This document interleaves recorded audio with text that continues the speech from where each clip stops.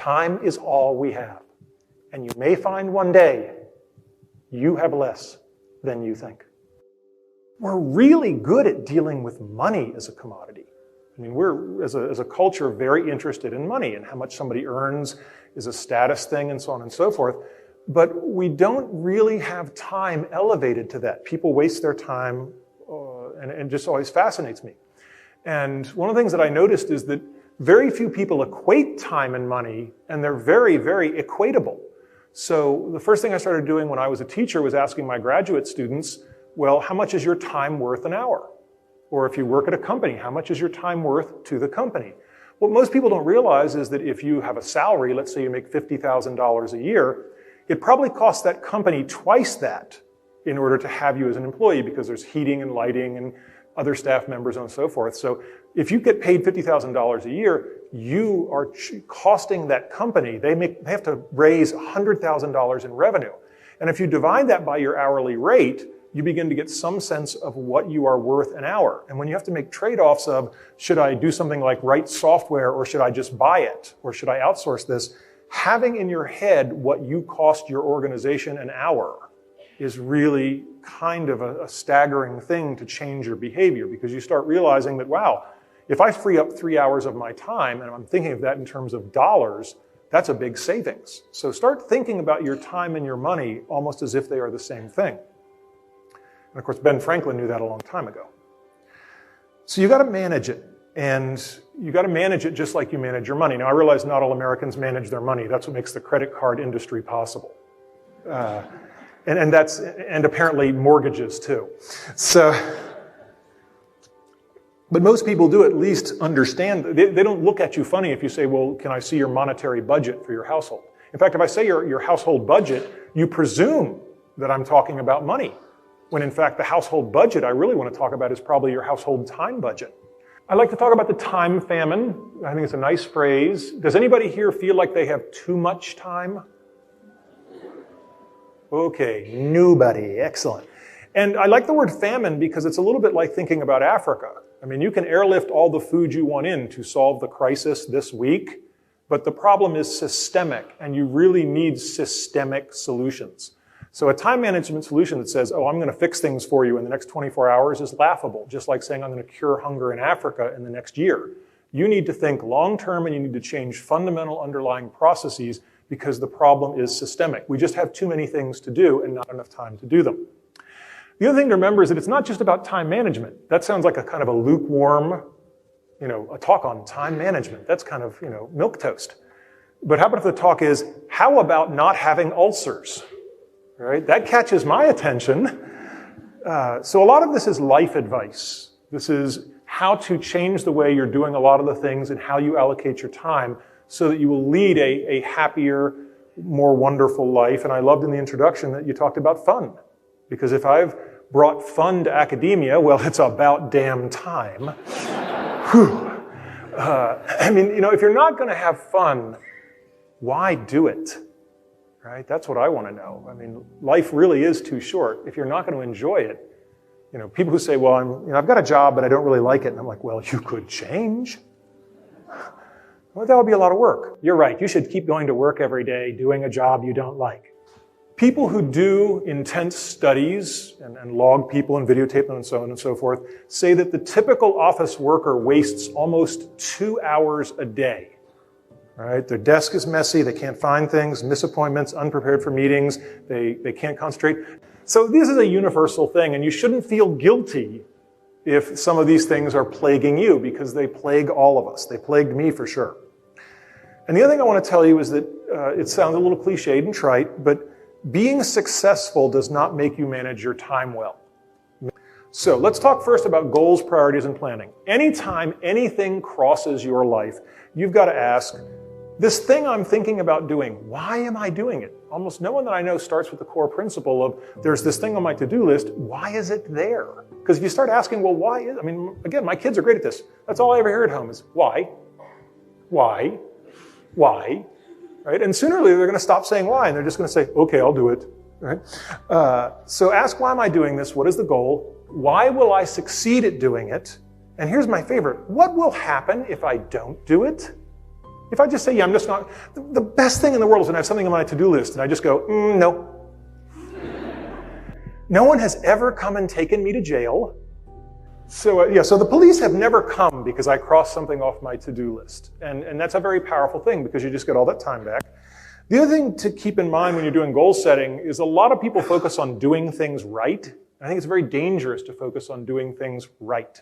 I think it's much more important to do the right things. If you do the right things adequately, that's much more important than doing the wrong things beautifully. All right? Doesn't matter how well you polish the underside of the banister. Okay, and keep that in mind. Lou Holtz had a great list. Lou Holtz's 100 things to do in his life. And he would sort of once a week look at it and say, if I'm not working on those 100 things, why was I working on the others? And I just think that's an incredible way to frame things. There's something called the 80-20 rule. Sometimes you'll hear about the 90-10 rule. But the key thing to understand is that a very small number of things in your life or on your to-do list are going to contribute the vast majority of the value. So if you're a salesperson, 80% of the revenue is going to come from 20% of your clients. And you better figure out who those 20% are and spend all of your time sucking up to them, because that's where the revenue comes. So you've got to really be willing to say, this stuff is what's going to be the value and this other stuff isn't. And you've got to have the courage of your convictions to say, and therefore, I'm going to shove the other stuff off of the boat. The other thing to remember is that experience comes with time, and it's really, really valuable, and there are no shortcuts to getting it. So good judgment comes from experience, and experience comes from bad judgment. So if things aren't going well, that probably means you're learning a lot and it'll go better later. This is, by the way, why we pay so much in American society for people who are typically older but have done lots of things in their past, because we're paying for their experience, because we know that experience is one of the things. Inspiration is important, and I'll tell you this much. I don't know if Walt was right, but I'll tell you this much.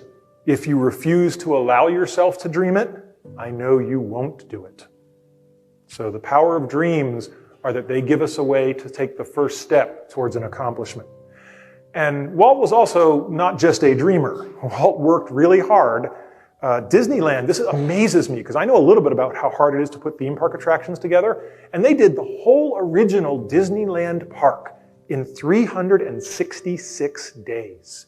That's from the first shovelful of dirt. It's just fascinating. When someone once asked Walt Disney, how did you get it done in 366 days? He just deadpanned, we used every one of them. All right. So again, there are no shortcuts. There's a lot of hard work in anything you want to accomplish.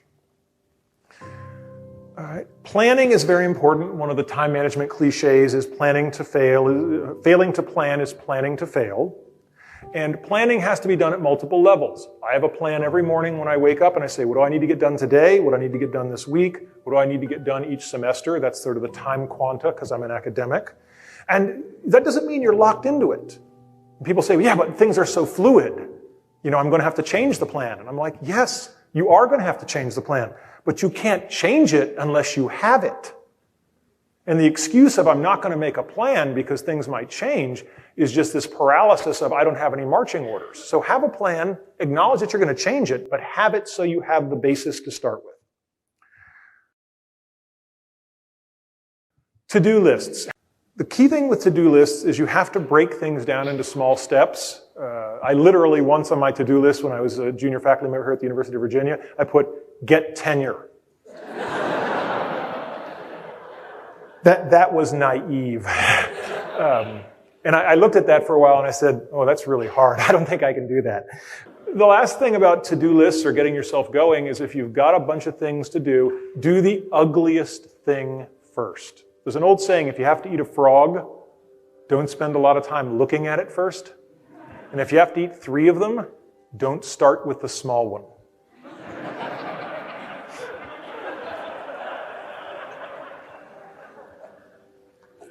All right, this is the most important slide in the entire talk. So if you want to leave after this slide, I will not be offended because it's all downhill from here. And this is blatantly stolen. This is Stephen Covey's great contribution to the world. He talks about it in the 7 Habits book. Imagine your to-do list. Most people sort their to-do list either, the order that I got it, throw it on the bottom, or they sort it in due date list, which is more sophisticated and more helpful, but still very, very wrong. So looking at the 4-quadrant to-do list, if you've got a quadrant where things are important, and due soon, important and not due soon, not important and due soon, and not important and not due soon, all right, which of these 4 quadrants do you think, upper left, upper right, lower left, lower right, which one do you think you should work on immediately? Upper left. You are such a great crowd. Okay. And which one do you think you should probably do last? Lower right. And that's, that's easy. That's obviously number 1. That's obviously number 4. But this is where everybody in my experience gets it wrong.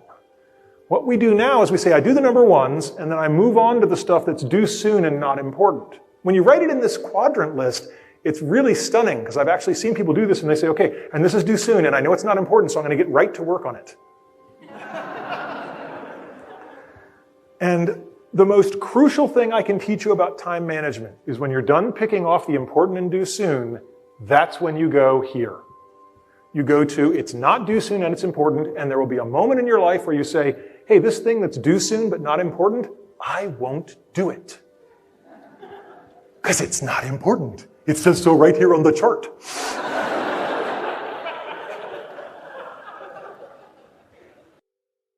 And magically, you have time to work on the thing that is not due soon but is important, so that next week, it never got a chance to get here because you killed it in the crib. But you you solve the problem of something that's due next week when you're not under time stress because it's not due tomorrow. And suddenly you become one of those Zen-like people who just always seem to have all the time in the world because they've figured this out. All right, paperwork. The first thing you need to know is that having cluttered paperwork leads to thrashing. You end up with all these things on your desk and you can't find anything, and the moment you turn to your desk is saying to you, I own you. I have more things than you can do. And they are many colors and laid out. So what I find is that it's really crucial to keep your desk clear, and we'll talk about where all the paper goes in a second, and you have one thing on your desk, because then it's like, now it's Thunderdome. Me and the one piece of paper. Right? And so I usually win that one. One of the mantras of time management is touch each piece of paper once. You get the piece of paper, you look at it, you work at it, and I think that's extremely true for email. How many people here, well, I'm going to take it for granted that everybody here has an email inbox. How many people right now have more than 20 items in their email inbox? Oh, I'm in the right room. Your inbox is not your to-do list.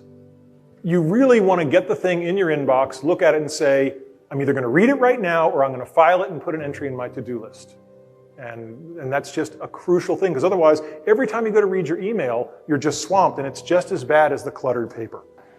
A filing system is absolutely essential. And when you're looking for important receipts or whatever it is, this is actually important. And I don't care which software you use, I don't care which calendar you use, I don't care if it's paper or computer, whatever works for you, but you should have some system whereby you know where you're supposed to be next Tuesday at 2 o'clock.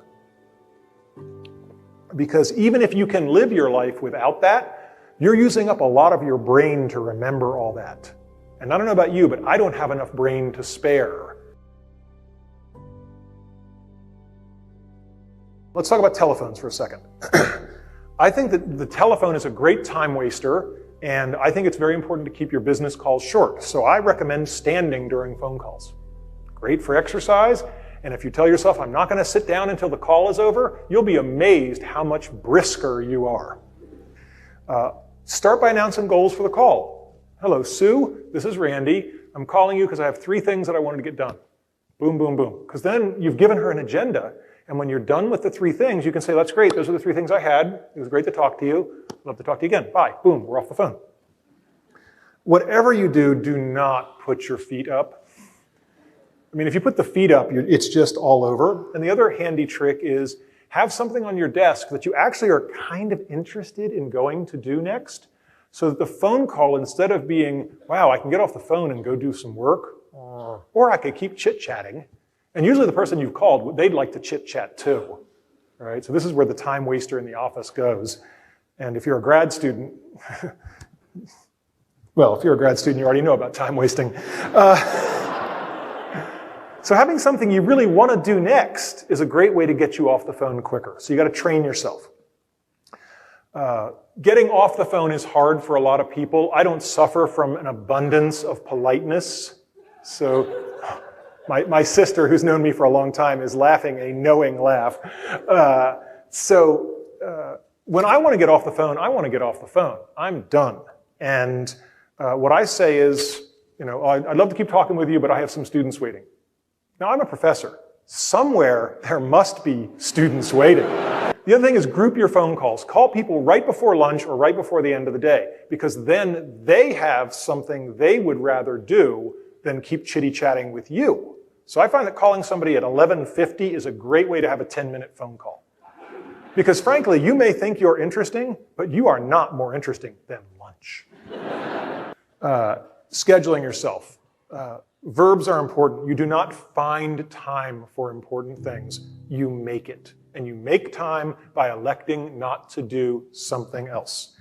There's a term from economics that everybody should hold near and dear to that heart, and that term is opportunity cost.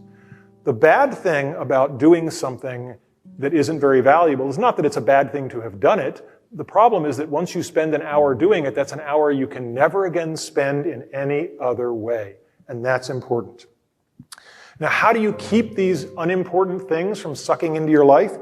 You learn to say no.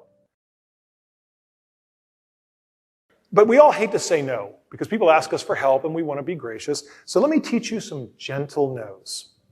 The first one is, I'll do it if I'm really strapped, but I want to help you. I don't want you to be in the bind. So if nobody else steps forward, I will do this for you. All right? Or I'll be your deep fallback, but you have to keep searching for somebody else. Now, you will find out about the person's character at that moment, because if they say, great, I got my sucker, and they stop looking, then they have abused the relationship. But if they say, that's great, my stress level is down at 0, because now I know it's not going to be a disaster, but I'm going to keep looking for somebody for whom it's less of an imposition. That's a person that will get lots of this sort of support. Okay? Everybody has good and bad times. A big thing about time management is find your creative time and defend it ruthlessly. Spend it alone, maybe at home if you have to, but defend it ruthlessly. The other thing is find your dead time. Schedule meetings, phone calls, exercise, mundane stuff, but do stuff during that where you don't need to be at your best. And we all have these times. And the times are not at all intuitive. I discovered that my most productive time was between 10 p.m. and midnight, which is really weird, but it's sort of this, for me, it's just this burst of energy right before the end. Let's talk about interruptions. An interruption, there are people who measure this kind of stuff, who have stopwatches and clipboards, and what they say is that an interruption takes typically 6 to 9 minutes, but then there's a 4 to 5 minute recovery to get your head back into what you're doing. And if you're doing something like software creation, you may never get your head back there. The cost can be infinity. But if you do the math on that, 5 interruptions blows a whole hour. So you've got to find ways to reduce both the frequency. Again, I presume everybody here has email. How many people here, when a new message comes in, does your computer go ding or make some other noise? Do we still have people doing that? What the heck is wrong with you people? And I love the fact that computer scientists just know nothing about anything. So for years, by default, all these packages out of the box would go ding every time you get a new piece of email. So we had taken a technology explicitly designed to reduce interruption, and we'd turned them into interruptions. So you just got to turn that off. The whole point of email is you go to it when you're ready, not you're sitting around like Pavlov's dog saying, oh, maybe I'll get another email. In the same way you try to not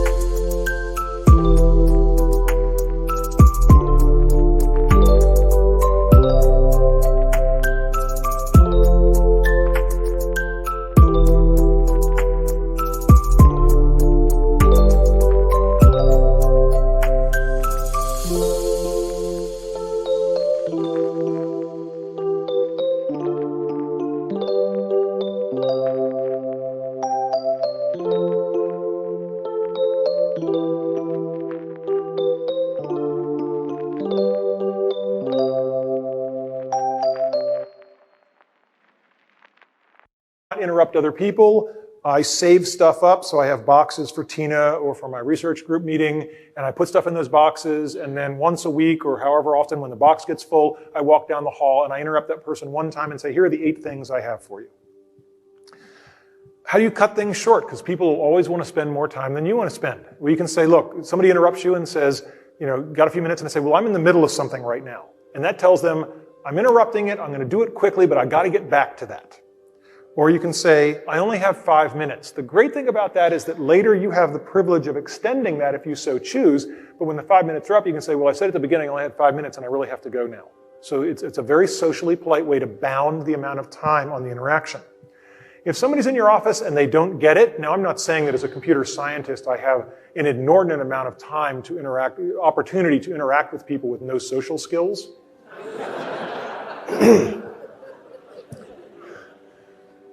But if you have someone in your office who is just not getting it, what you do is you stand up, you walk to the door, you compliment them. For some reason, this is a crucial part of the process. You thank them and you shake their hand. And if they still don't leave, which is pretty much a guarantee that you're dealing with someone from my tribe, then you're in the doorway, you just keep going. What I have found is that people don't like it when you look at your watch while you're talking with them. So what I do is I put a wall on the clock right behind them so it's just off axis from their eyes, and I can just kind of glance over a little bit when I need to see what time it is. It's a very nice way to get me information without being rude to them. Time journals. Time is the commodity. You better find out where your time is going. So monitor yourself and update it throughout the day. You can't wait till the end of the day and say, what was I doing at 10:30? Because our memories aren't that good. So what you do, and I really hope that technology within another 5 years or so will be so good that the time journals can be created automatically, or at least some facsimile of it. But until then, what we do is we monitor it ourselves. So this is what an empty time journal would look like. The details aren't important, but the key thing is that when you fill it in, you've got a bunch of categories and what I was doing, and you can do this very informally, but you get a lot of real data about where your time went. And it's always very different. Anybody who's done monetary budgeting, you look at it and you go, wow, I didn't know I was spending that much on dry cleaning or restaurants. It's always a fascinating surprise. And you always spend more than you think. But with time budgets, you find out that the time is just going wildly differently than you would have imagined. The best example of this I know is Turing Award winner Fred Brooks's time clocks. He's a brilliant computer scientist, but he also has this great array of clocks in his office. And when you go in and talk to him, he says, is this meeting about research or teaching or whatever? And then he flips the appropriate switch. And at the end of the week, he knows exactly where his time went. The man is a genius. When I meet with students, and this is, I think, just as appropriate for people in the workplace, I say, what's your schedule? You have a set of fixed meetings every week. And what you have to do is you have to look at those and identify the open blocks where you're going to waste time. And I can tell you're going to waste time just by looking at it. So in this case, you've got a class where you've got a class at a certain point, and then you've got a gap until the next class. So I've identified those here. And the gaps between classes that in this case last an hour or an hour and a half, this is just prime time to be wasted. So what I always taught my students was make up a fake class. The fake class is go to one specific place in the library during that hour, and when you're sitting there with just you in the library and your books, there's a pretty good chance you might actually study. So don't go and hang out with friends for an hour, just make that a fake class, make your own little study hall. It's a simple trick, but it's amazing how effective it is when somebody just explicitly does it. When you've got your time journal data, what do you figure out from that? What am I doing that doesn't need to be done? What can someone else do? I love every day sort of saying, what am I doing that I could delegate to somebody else? My sister is again laughing because she knows who that person was in our youth. What can I do more efficiently? And how am I wasting other people's time? When you get good at time management, you realize that it's a collaborative thing. I want to make everybody more efficient. It's not a selfish thing. It's not me against you. It's how do we all collectively get more done? As you push on the time journal stuff, you start to find that you don't make yourself more efficient at work so you can become some sort of uber worker person. You become more efficient at work so you can leave at 5 and go home and be with the people that you love. People call this work-life balance. For the junior faculty, you may have heard of it in some sort of mythical sense, but it is possible. I found that I worked fewer hours after I got married, and I got more done. And I was always fascinated in graduate school that the people who graduated fastest with their PhDs were the people who had a spouse and kids. And I said, how can that be? That's like a built-in boat anchor, right? You know, you got all these other demands on your time, and I'm like a single guy, and I got all the time in the world, and that's the problem. I approach it like I got all the time in the world, so my time isn't precious. When you got a spouse and little kids, your spouse is likely to say things to you like, you better not be in at that grad school more than 40 hours a week. So when you come in, you're not sitting around playing computer games. Not that I ever did that. So let's talk about procrastination. There's an old saying, procrastination is the thief of time. Procrastination is hard, and I have a little bit of an insight here for you. We don't usually procrastinate because we're lazy. Sometimes people rationalize their procrastination. They say, well, gee, if I wait long enough, maybe I won't have to do it. Right? That's true. Sometimes you get lucky. All right?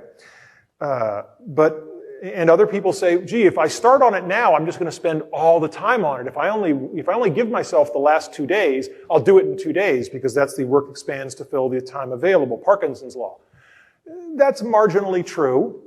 But I think the key balance here is to understand that doing things at the last minute is really expensive. And it's just much more expensive than doing it just before the last minute. So if you're doing something and you can still mail it through the US mail, you have suddenly avoided the, oh my God, I've got to do the whole FedEx thing. Now, I love FedEx. FedEx supports our whole universal habit of procrastination. But it also allows us to get stuff there when it really has to be there in a hurry. So that's a wonderful thing. But I think you have to realize that if you push things right up to the deadline, that's where all the stress comes from. Because now you can't reach people. If somebody is out of the office for just 1 day, your whole plan is upset. So you really have to work hard on this kind of stuff.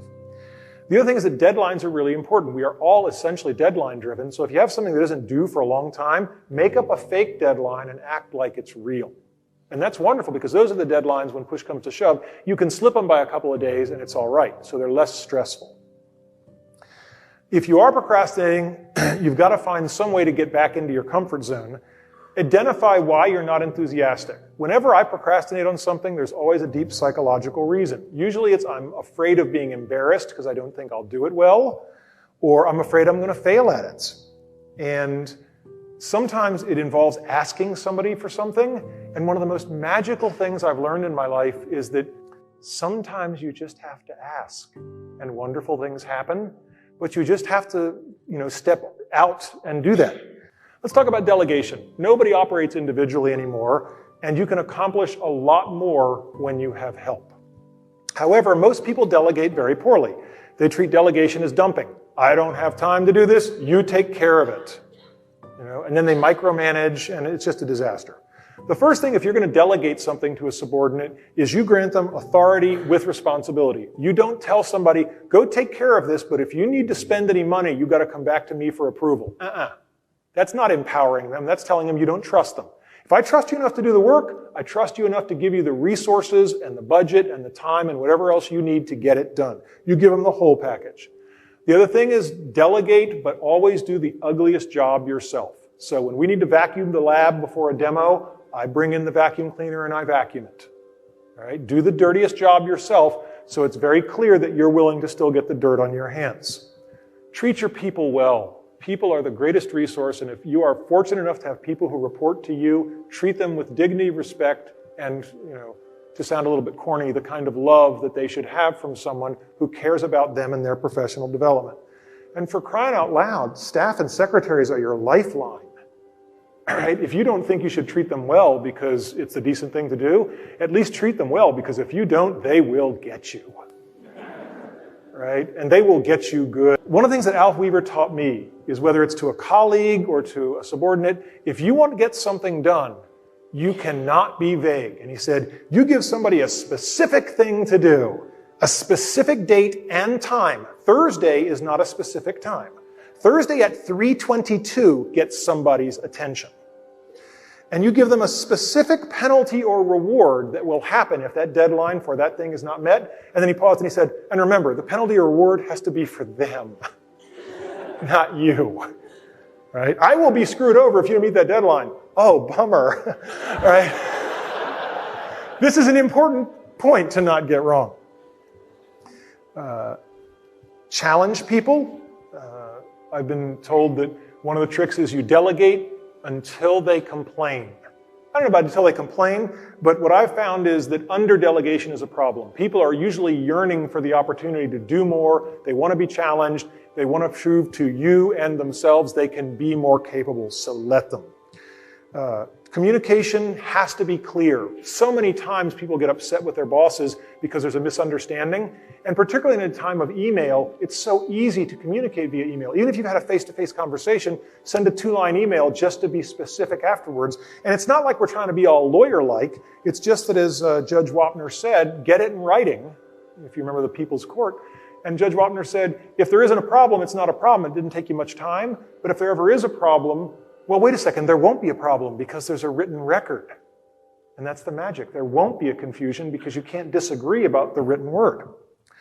Don't give people how you want them to do it. Tell them what you want them to do. Give them objectives, not procedures. Let them surprise you with a way of solving a problem you would never have imagined. Sometimes those solutions are mind-blowing, good or bad. But they're really much more fun than just having them do it the way you would have done it. And you know what? If you're in a university, your job should be to have people smarter than you, i.e. your students, and they will come up with stuff you would never have thought of. The other thing is tell people the relative importance of each task. I mean, so many people say, oh, my boss is an ogre. They gave me 5 things to do. I'm like, well, did they tell you which one was the most important? Oh, yeah. I guess I could ask that. Knowing that if you have 5 things, which are the ones to get done, is really important, because if you're flying blind, you got a 20% chance of getting them done in the right order. Sociology, beware upward delegation. Sometimes you try to delegate and people try to hand it back to you. One of the best things I ever saw was someone who had a secretary trying to say, I can't do this, you'll have to take it back. And he just put his hands behind his back and took a step backwards. And then he waited. And then eventually the secretary said, or maybe I could find this other solution. And he said, that's wonderful. I'm so proud you thought of that. All right? It was an elegant gesture. Reinforced behavior won't be repeated. One of my favorite stories in the 1 Minute Manager is he talks about, did you ever wonder how they got the killer whales to jump through the hoop? If they did it like modern American office managers, they would yell at the killer whale, jump through the hoop! And then every time the killer whale didn't jump through the hoop, they'd hit it with a stick. Right? I mean, this is how we train people in the office place. Read the book if you want to see how they actually do it, because I'm curious. I mean, I know now, but it's really cool how they get them to do it. So reinforced behavior you want repeated. When people do things that you like, praise them and thank them. That's worth more than any amount of monetary reward or a little plaque. People really like to just be told straight up, thank you, I really appreciate that you did a good job. The other thing is that if you don't want things delegated back up to you, don't learn how to do them. I take great pride. I don't know how to run photocopiers and fax machines, and I ain't going to learn. Right? That's certainly how I'm not going to spend my remaining time. Meetings. The average executive spends more than 40% of his or her time in a meeting.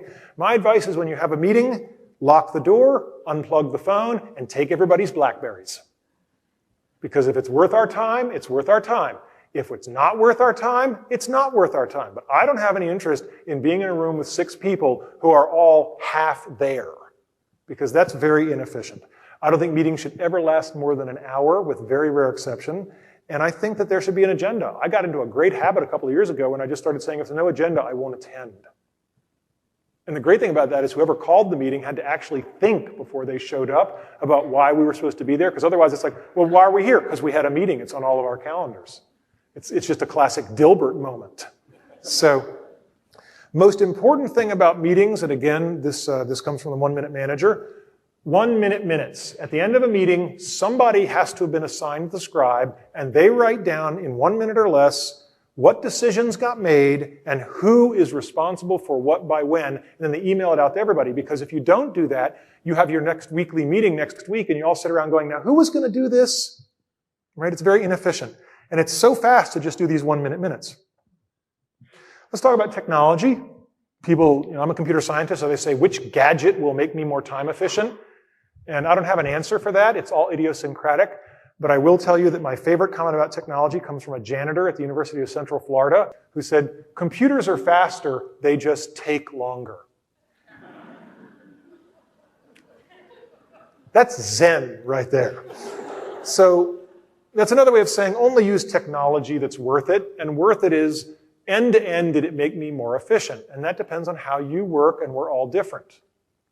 I went to the grocery store to buy 16 slices of American cheese, and you get Grolier's encyclopedia. So with 16 slices of cheese, you get all of man's knowledge for free.